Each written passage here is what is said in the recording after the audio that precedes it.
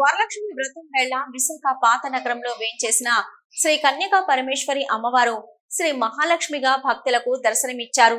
పట్టు చీర, స్వర్ణాభరణాలు, గాజులతో అమ్మవారిని అందంగా అలంకరించారు.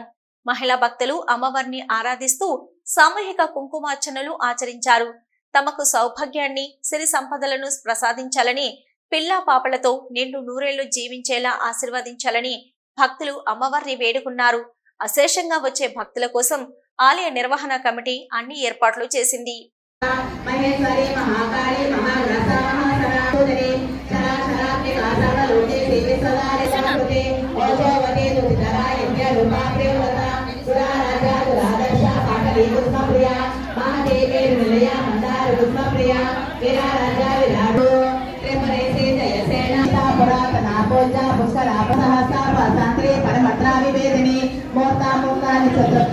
बहुरूपा बुधाचिता प्रसत्रे प्रचंडज्ञा प्रतिष्ठाप्रज्ञा महानिया दयात्मते महासाम्राज्य साकोटिका कटाक्षिंद्री गोदा कमला कोटिसे पालसेन्द्रा चरुप्रभा हृदयस्थान विप्रज्ञा एकालीकला बुद्धा कैवल्य प्रदायिनी त्रिपुरा त्रिदलता सर्वा सर्वकर्मा वरदा भगवती परिच्छेदा ज्ञान विग्रह सर्व वेदांत संवेद सच्चानंद स्वरूपिणी लोमा बुधाचिताली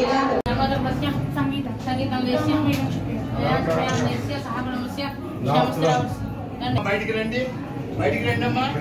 బ్యాక్ సైడ్ ఉన్నది అమ్మాయి. బయటికి రండి అమ్మా.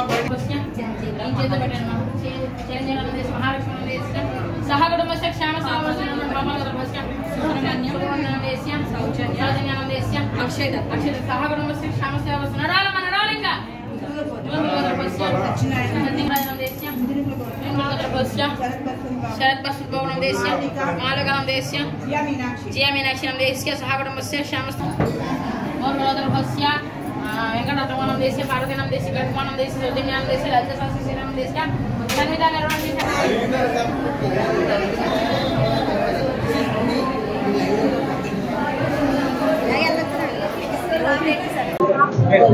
ఓం శ్రీ వాసవి దేవి నమః. మాది కంచికాపురం దేవస్థానం విశాఖపట్నం వంటానండి.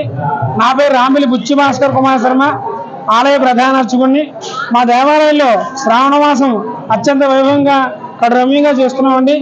4 వారాలు కూడా 4 రకాల విశేషమైన అవతారాలతో అలంకరించి అమ్మవారిని విశేషమైన పూజలు చేస్తూ జరిపించడం జరుగుతుందండి.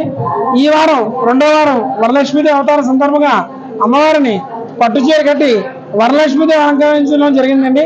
అదేవిధంగా వరలక్ష్మీదేవి కాబట్టి అమ్మవారికి ఆడవాళ్ళందరూ కూడా సౌభాగ్యాన్ని, నిండు నూరేళ్ళ ఆరోగ్యాన్ని ప్రసాదించాలని చెప్పి, ఇంట్లో ధనధాన్యం లోటు లేకుండా ఉండాలని చెప్పి అమ్మవారికి ఈరోజు పసుపు బొమ్మలతోని, గాజులతోని పూజ చేయడం జరిగిందండి.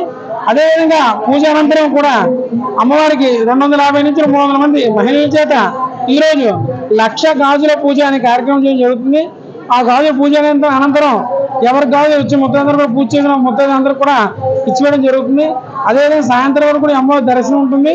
ఈ పసుపు కొమ్మలతో గాజులతో అలంకరించున్నారు కాబట్టి అమ్మవారి దర్శనం చేసుకుని అందరూ కూడా ఆయుర ఆరోగ్యాలతో ధనకనక ఉత్సాహంతో ఉంటారని, అమ్మవారికి అనుగ్రహం పొందుతారని మరి కోరుతున్నామండి.